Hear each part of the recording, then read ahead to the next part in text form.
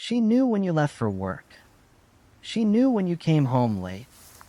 She knew things about your life you never told anyone. And for 2 years, everyone on Maple Street thought Helen was just lonely. But loneliness doesn't explain what they found in her basement. This is a true story, and it starts the way most nightmares do, with something small that nobody noticed until it was too late. Before we dive deeper, let us know in the comments where you're watching from. We'd love to hear from you. And if you're new here, click on the subscribe button so you never miss any of our upcoming videos.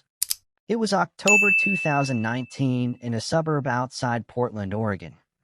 The kind of neighborhood where people still waved at each other. Where kids rode bikes until the streetlights came on. Where nothing bad was supposed to happen. Sarah Chen had just moved into number 42 with her husband David and their 6-year-old daughter Lily. The house was perfect. 3 bedrooms, a backyard, and a neighbor who baked cookies. Helen lived next door in number 44. 73 years old. Silver hair, always neatly pinned. She brought over a casserole the day they moved in. Sarah thought it was sweet. David thought it was old-fashioned kindness. Neither of them thought anything of it when Helen mentioned she was usually home if they ever needed anything. The first month was normal. Helen would wave from her porch. Sometimes she'd chat over the fence while Sarah watered the garden.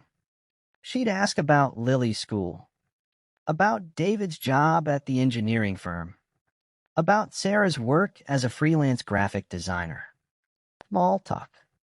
Neighborly. Nothing strange. But then Helen started knowing things she shouldn't. One morning, Sarah mentioned to David over breakfast that she was thinking about dyeing her hair. She hadn't told anyone else. That afternoon, Helen said, "I think you'd look lovely as a brunette, dear. The red is nice, but a change might be good for you." Sarah laughed it off. Coincidence. Maybe she'd mentioned it before and forgotten. But then it happened again. And again. Helen knew when Sarah's mother called from Boston before Sarah mentioned it. She knew David had gotten a promotion before he told anyone outside the company. She knew Lily's teacher had called about her struggling with math before the school even sent the email. David said Helen was probably just observant, paying attention to their routines. Maybe she could hear conversations through the walls. Old houses had thin walls. Sarah wanted to believe that. But something felt wrong. It was the way Helen smiled when she revealed she knew something. Not warm. Not friendly. Something else. Something satisfied. 3 months after they moved in, Sarah was working late in her home office. It was past midnight. David and Lily were asleep upstairs.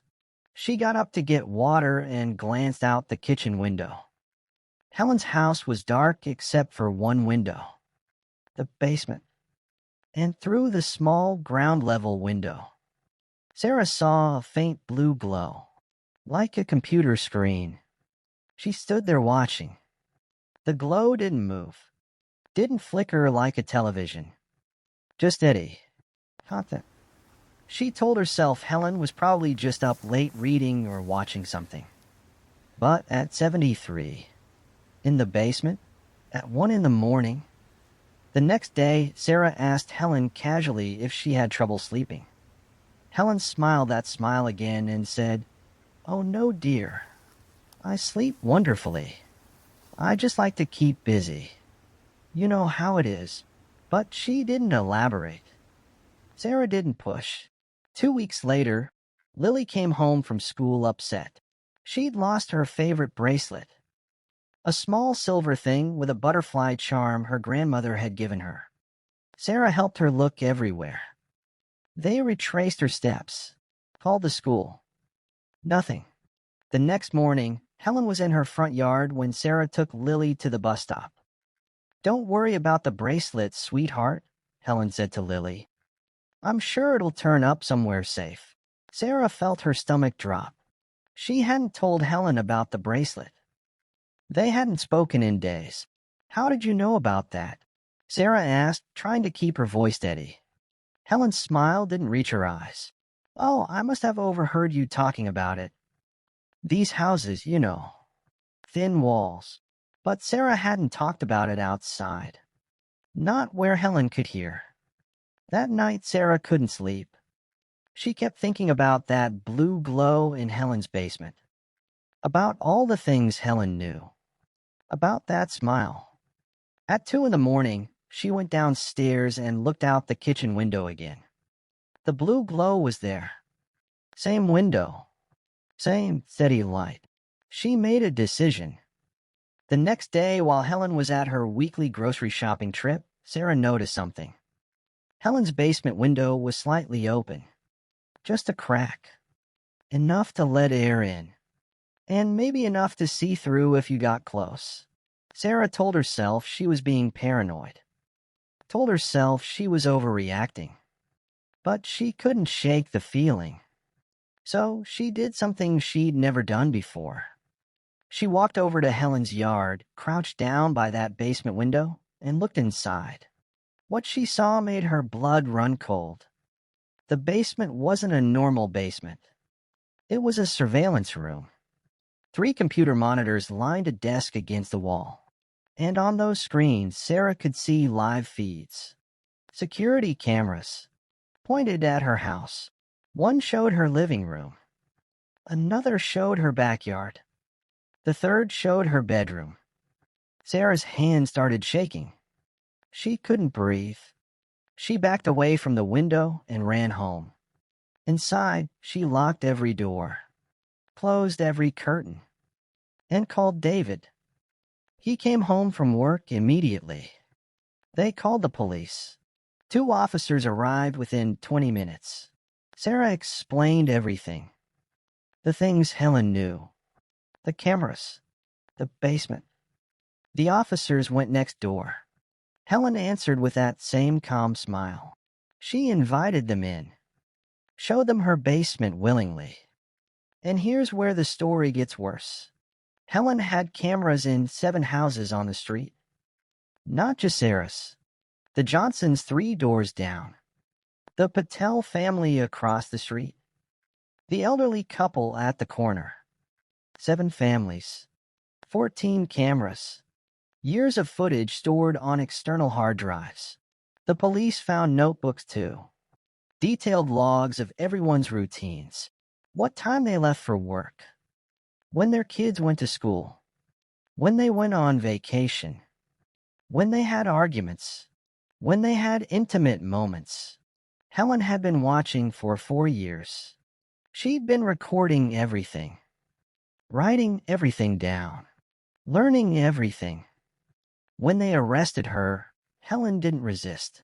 She just smiled and said, I was keeping them safe. Someone has to watch over the neighborhood. The team found something else. Helen had been hacking into their Wi-Fi networks, reading emails, monitoring phone calls made over internet apps, tracking their online activity. That's how she knew about the hair dye, about the promotion, about the bracelet. She'd read Sarah's text messages to David. She'd seen Lily's school portal when Sarah logged in. She knew everything because she'd been digitally breaking into their lives every single day. The trial happened 6 months later. Helen showed no remorse. Her lawyer argued she had paranoid delusions, that she genuinely believed she was protecting people. The judge didn't care.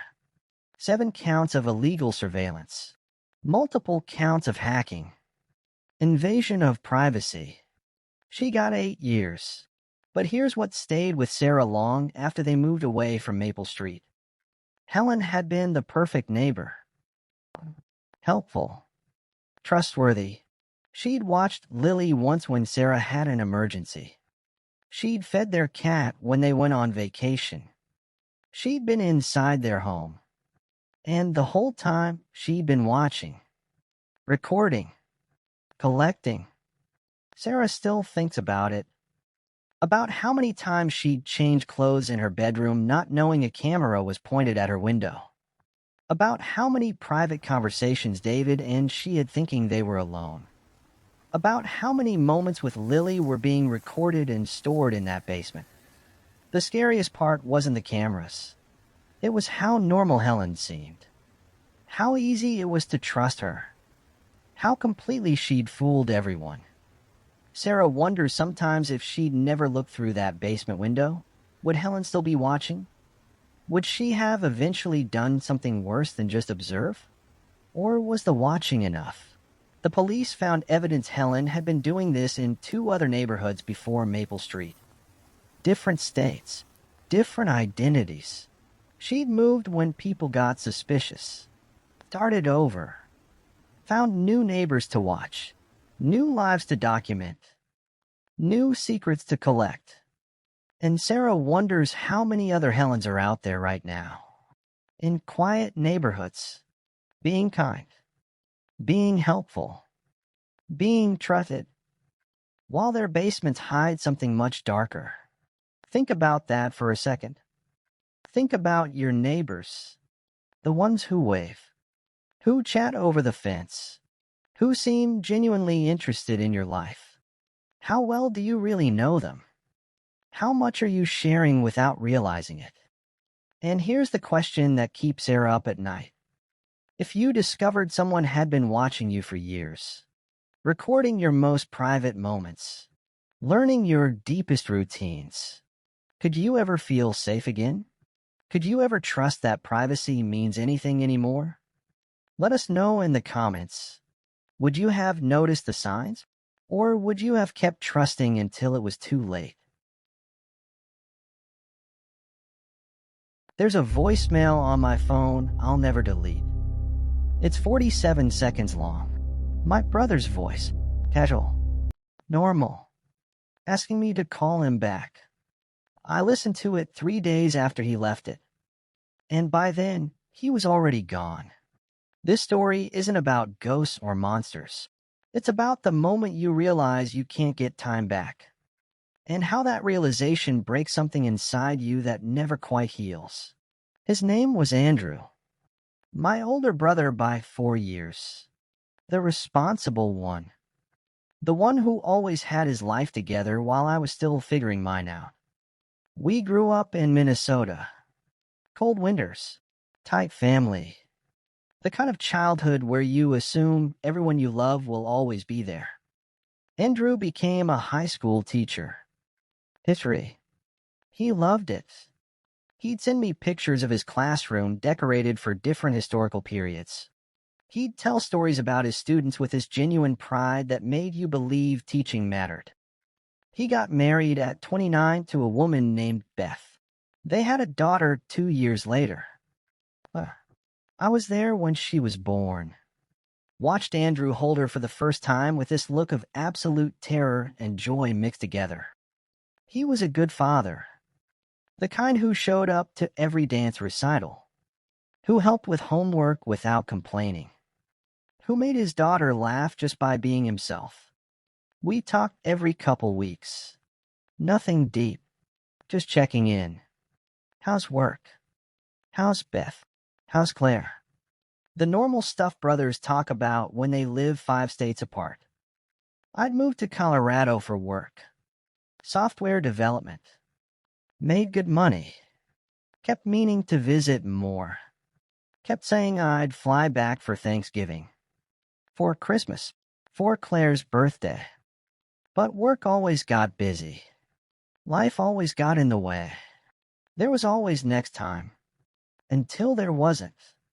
The last time I actually saw Andrew in person was 14 months before he died. I'd flown back for my mom's 60th birthday. We spent the weekend together. Grilled burgers in his backyard.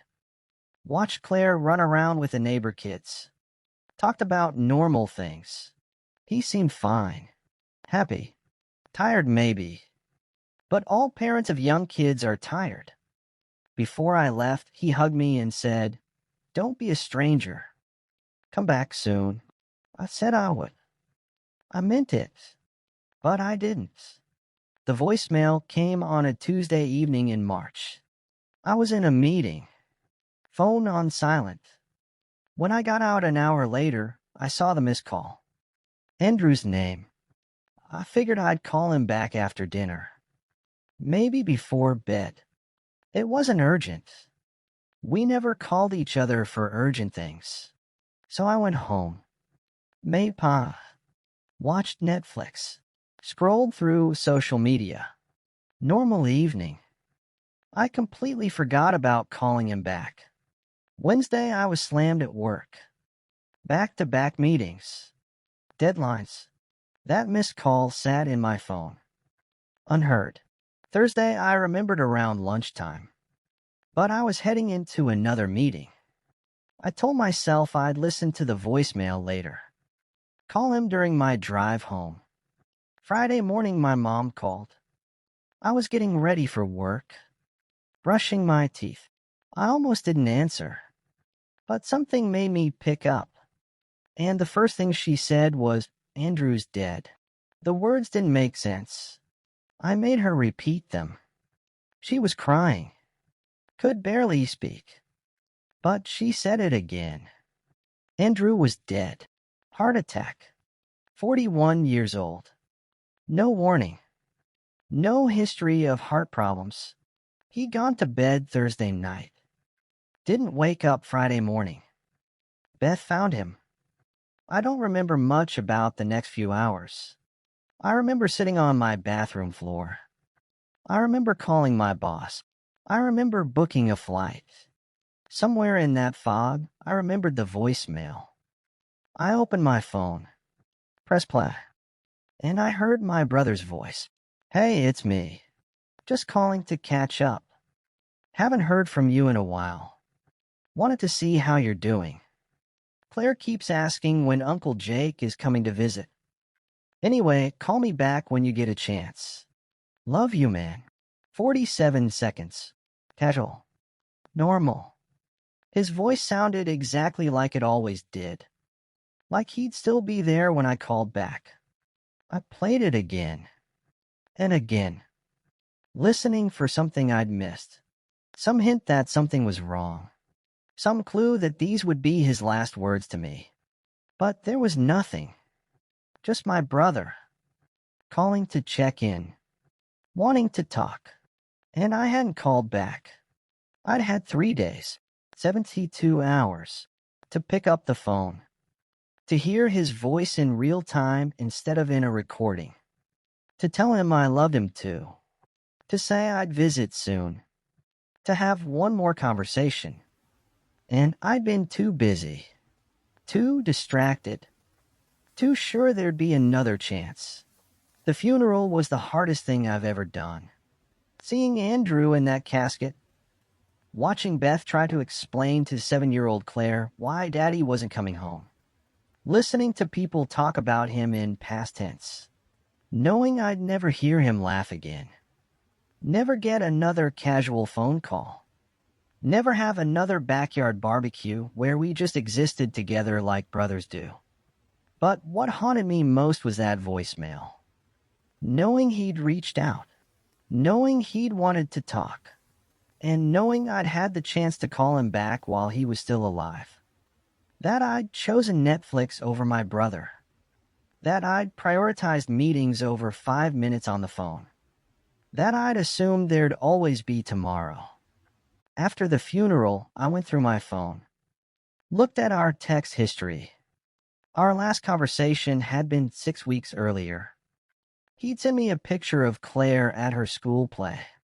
I'd responded with a thumbs up emoji. That was it. A thumbs up. Our last interaction. And I couldn't even remember doing it. It was automatic. Mindless. The kind of thing you do while thinking about something else. I'd reduced my brother to a thumbs up emoji. And now he was gone. Months passed. I couldn't delete the voicemail. Couldn't bring myself to erase his voice. But I couldn't listen to it either. It sat there in my phone like a weight. A reminder of everything I'd taken for granted. Beth called me about 5 months after Andrew died. She was going through his things. Found something she wanted me to have. A journal. Andrew had kept it sporadically. Nothing consistent. Just thoughts he wrote down when things mattered. Beth said there was an entry from the day he'd left me that voicemail. She read it to me. Called Jake today. He didn't answer. I know he's busy. I know we're both busy. But sometimes I miss just talking to him. Miss when we were kids and saw each other every day. I should visit Colorado. Maybe this summer. Take Claire. Let her see where her uncle lives. Life goes too fast. Need to remember to slow down. Make time for the people who matter. My brother wanted to make time. Wanted to slow down. Wanted to prioritize what mattered. And he never got the chance. Because 3 days later his heart stopped. And all his good intentions disappeared with him. Here's what nobody tells you about grief. It's not just missing someone. It's living with every moment you could have had but didn't. It's knowing exactly how many times you chose something meaningless over them. It's counting the calls you didn't return, the visits you didn't make, the words you didn't say. I still have that voicemail. Still can't delete it. Sometimes late at night, I play it just to hear him say, "Love you, man." Those 3 words. The last ones he said to me. And I never got to say them back. Not in real time. Not when it counted. Not when he could hear me. I think about all the people who loved Andrew. His wife. His daughter. His students. His friends. All of us carrying our own versions of regret. Our own moments we wish we could redo. Beth wishes she'd told him to see a doctor about the headaches he'd been having. Claire wishes she'd hugged him longer before school that last morning. His best friend wishes they'd scheduled that fishing trip they kept talking about. We all wish we'd known. Wish we'd had warning. Wish we could go back and love harder. Pay more attention. Choose differently. But that's not how life works. You don't get warnings. You don't get second chances. You get right now. This moment. And you have to decide what matters. I visit Beth and Claire every few months now. I don't wait for holidays. Don't wait for convenient timing. Because I learned the hardest way possible that convenient timing doesn't exist. There's only the time you have. And you never know when it runs out. Claire's 9 now. She looks like Andrew. Has a smile. Sometimes when she laughs, I hear him. It hurts. But it also reminds me why I keep showing up. Why I answer every call from Beth. Why I text Claire regularly even though she's 9 and barely responds. Because I missed my chance with Andrew. But I won't miss it with him. I won't let busy become more important than present. I won't let later replace now. That voicemail taught me something. Every time you don't answer. Every time you say you'll call back tomorrow. Every time you choose work over connection. You're gambling. You're betting that tomorrow will come. That there'll be another chance. That the people you love will always be there waiting. And sometimes you lose that bet. Sometimes tomorrow never comes. Sometimes the voicemail you meant to return becomes the last thing you have. So here's my question for you. Who haven't you called back? Who are you meaning to visit? What conversation are you putting off until later? Because later isn't promised. Tomorrow isn't guaranteed. And one day that voicemail might be all you have left. Don't let it be too late. Don't let busy win. Don't let your brother call you on a Tuesday and die before Friday. Make the call. Have the conversation. Say the words. While the person you love can still hear them. While you still have the chance. While there's still time. He had kind eyes. That's what everyone said about him. The families. The nurses. even the hospital administrators who'd worked with him for 15 years. Dr. Richard Foster had kind eyes, and that's exactly why nobody suspected him until 23 people were already dead. This is a true story about trust, about how evil doesn't always announce itself with warning signs. Sometimes it wears a white coat. Sometimes it holds your hand. Sometimes it tells you everything will be okay right before it takes everything away. Mercy General Hospital in upstate New York was a small facility. 200 beds, mostly serving elderly patients and those with chronic conditions. The kind of place where staff knew patients by name, where families felt comfortable leaving their loved ones overnight, where death was sad but expected because that's what happens in hospitals. People get old. People get sick. People die. It's the natural order. Nobody thought to question why the death rate in the intensive care unit kept climbing. Not at first. Dr. Richard Foster started working at Mercy General in 2003. He was 42 years old. Came highly recommended from a hospital in Pennsylvania.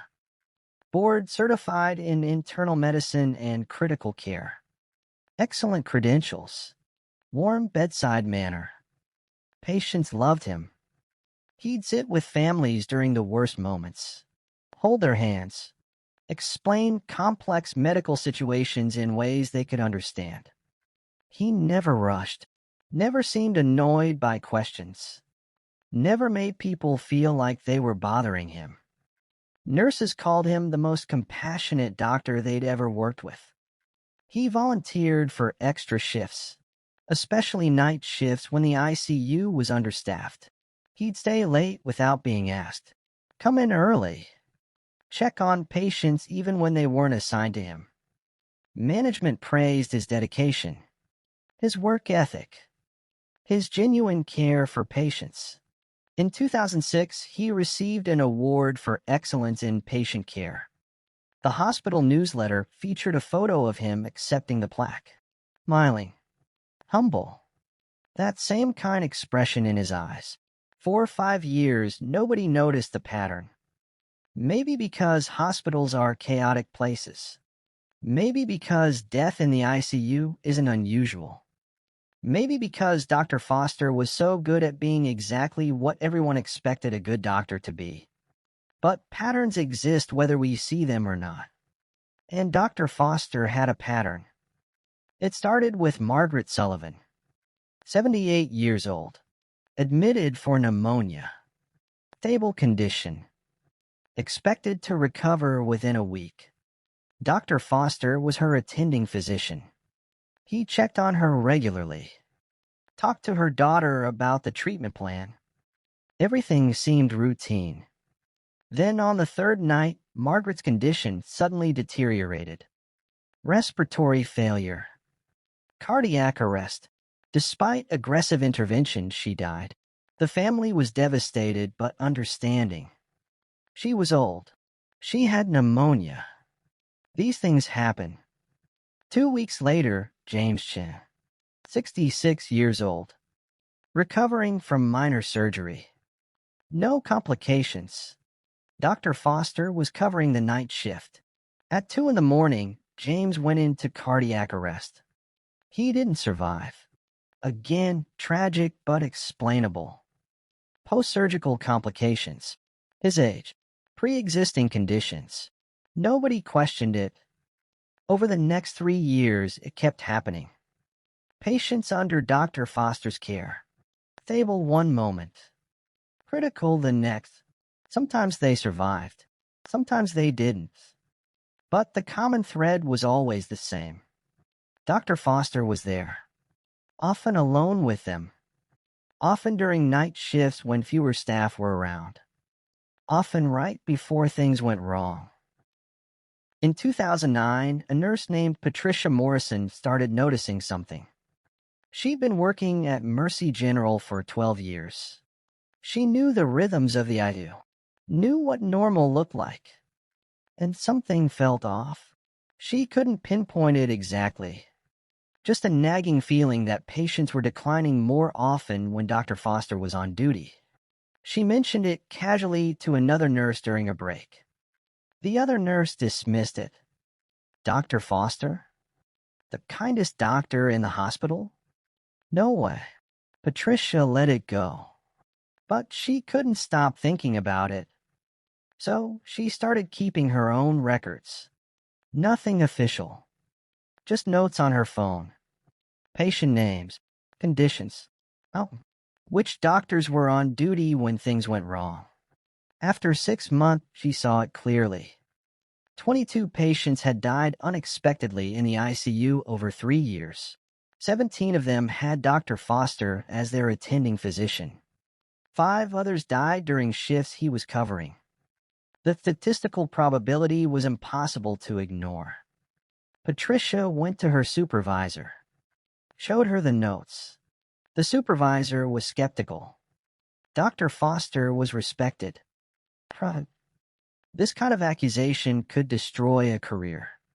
But the numbers were concerning enough to warrant a quiet internal review.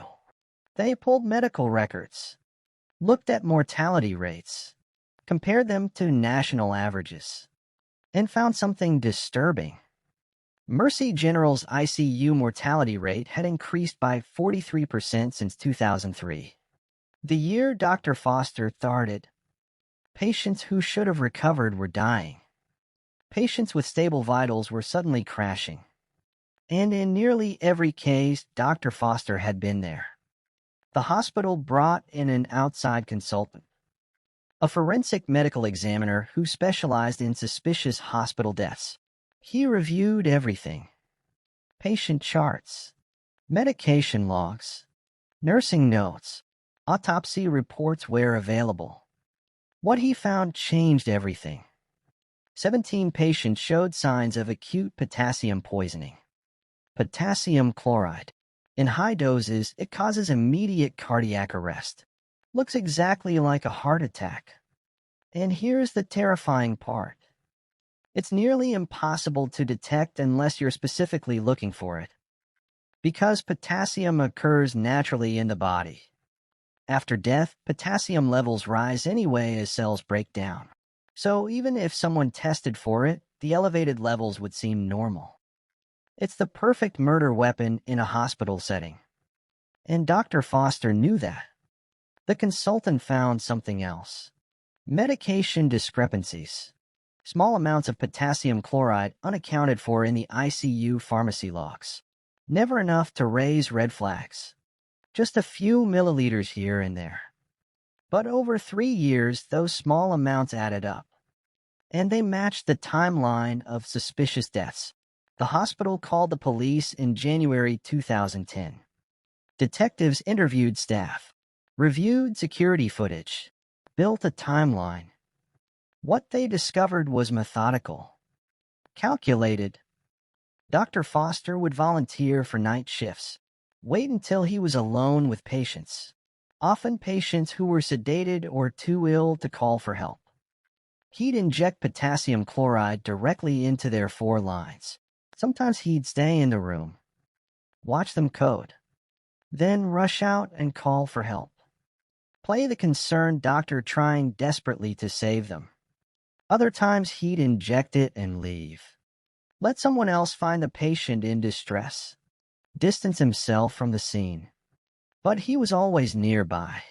Always available to comfort the family afterward. Always ready with kind words and gentle explanations about how suddenly these things can happen. How their loved one didn't suffer. How everything possible was done. The families trusted him, thanked him. Some even hugged him, told him how grateful they were that someone so caring had been with their mother or father or spouse at the end. He attended funerals, sent condolence cards, maintained relationships with some families long after their loved ones died. He was playing a role, and he was exceptional at it.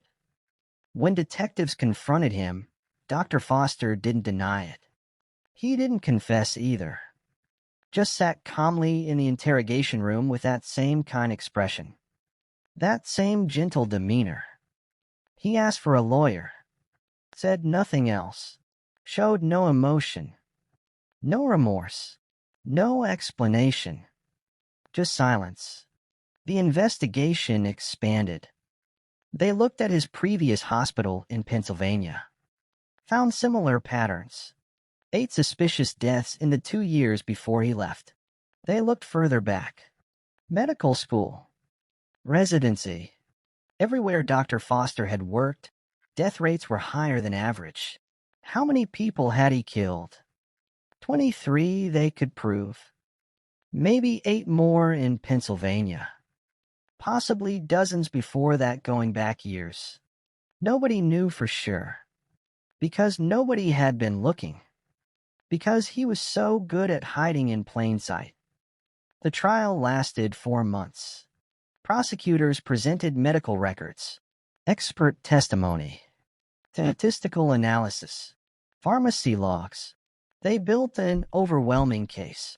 But what stayed with people wasn't the evidence. It was watching Dr. Foster sit there day after day,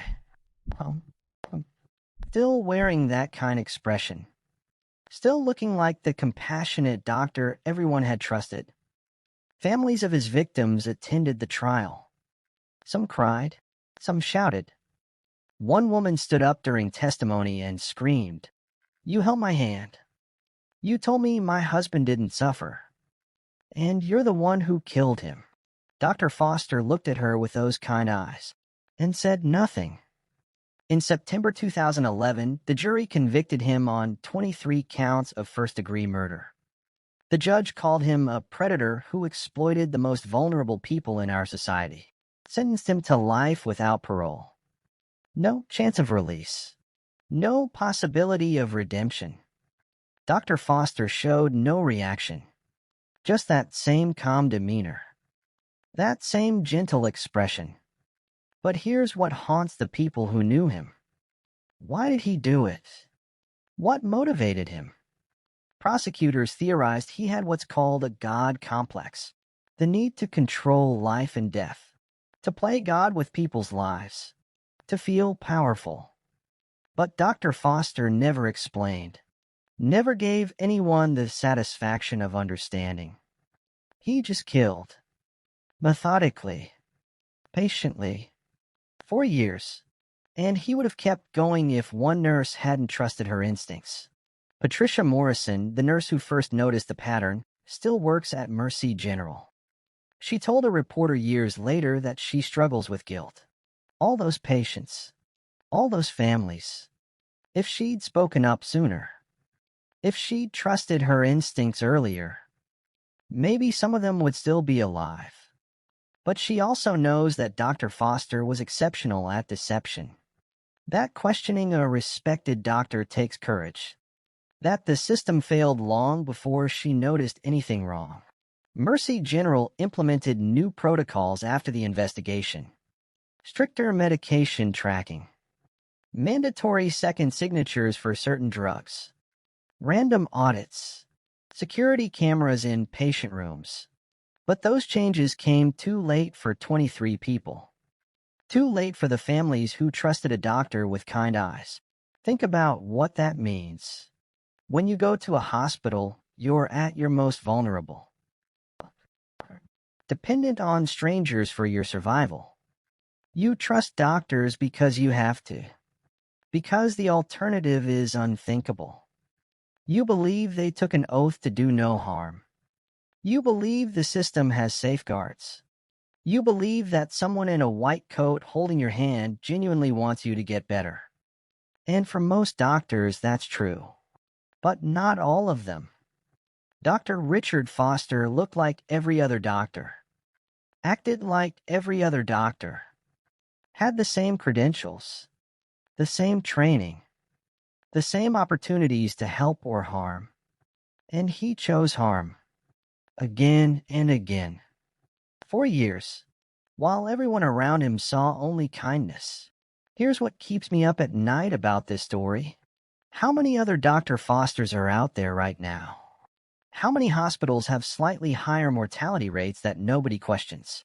How many families are grieving loved ones who didn't have to die? How many medical professionals are hiding behind compassion while committing murder? We want to believe cases like Dr. Foster are rare. Anomalies. One bad person in a system of good people. But history suggests otherwise. Harold Shipman in England killed over 200 patients. Janine Jones in Texas estimated 60 infant deaths. Kristen Gilbert in Massachusetts 4 proven murders, possibly dozens more. These aren't isolated incidents.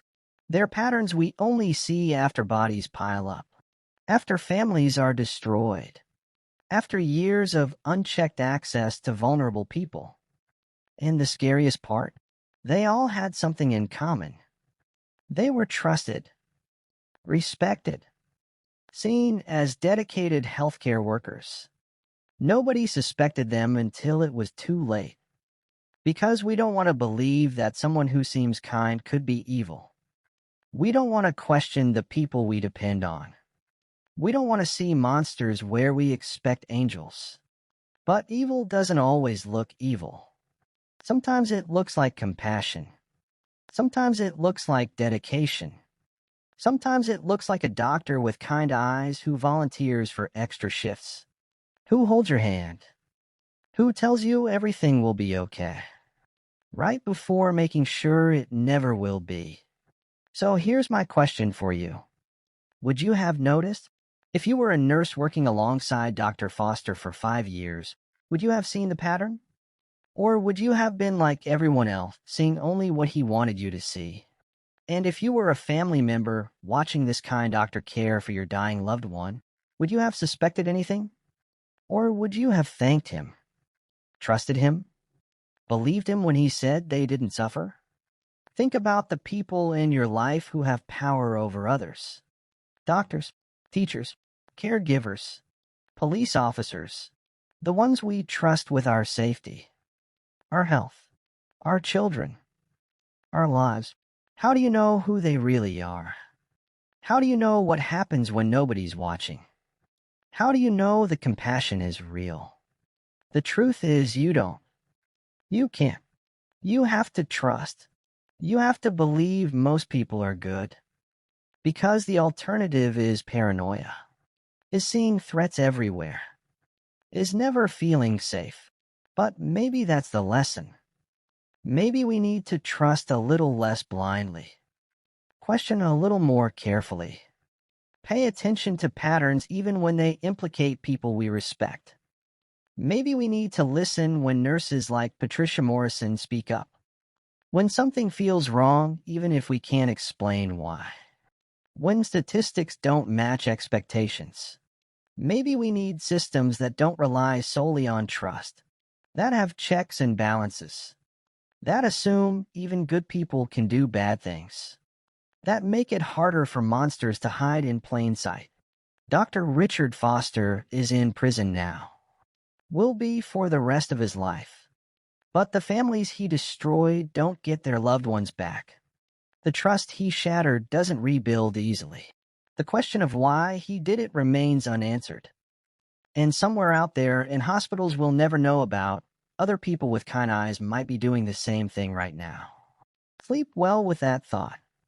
And the next time you're in a hospital, the next time a doctor sits beside your bed with a gentle smile and kind eyes, the next time someone in authority tells you to trust them, to believe them, to feel safe, remember Dr. Richard Foster. Remember that evil doesn't always announce itself. Sometimes it whispers. Sometimes it comforts. Sometimes it wears a white coat and tells you everything will be okay. And by the time you realize it was lying, it's already too late. What would you do if you suspected something but had no proof? Would you speak up and risk being wrong? Or would you stay silent and risk being right? Let us know in the comments, because the difference between those two choices might be someone's life. And you never know when that choice will be yours to make.